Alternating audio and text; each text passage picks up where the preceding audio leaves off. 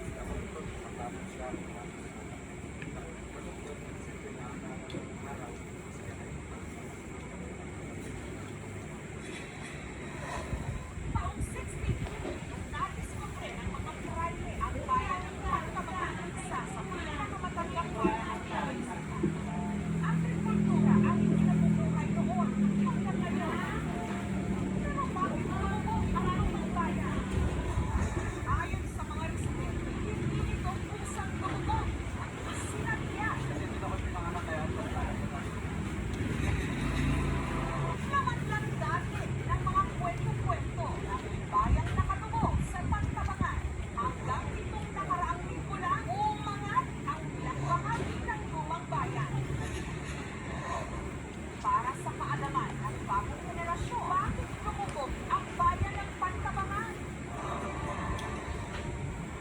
Dahil napapalibutan ng kabundukan ng Sierra Madre at napapalitiran ng apat na malalaking mga ilog.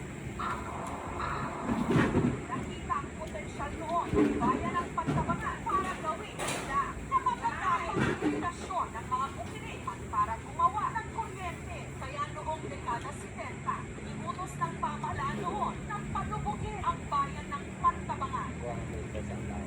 Kaya namin noon, nagbuwan yung mga para iwasin yung kami sa kapitad. Magsasakit sa aming kultura na yung source ng kabuhayan ng mga tao. Oo, yung Spain, lahat. Yung highlight na. Ang relocation site na inilaan para sa 1,600 na mga pamilyang lumikas, ilang kilometro lang ang layo sa lumang bayan sa taas ng bundok. Sa relocation site, binigyan ang mga residente ng bagong mga bahay at kabuhayan. Para hindi tuluyang anurin ang kasaysayan ng kanilang lumang bayan, ang dati ring residente at konsehal na ngayon na si Celestino gumawa pa ng libro kung dito